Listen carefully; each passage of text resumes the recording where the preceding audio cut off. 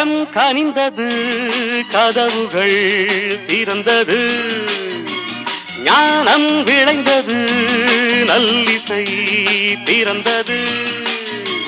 புது ராகம் படைப்பதாலே நானும் இறைவனே, புது ராகம் படைப்பதாலே நானும் இறைவனே.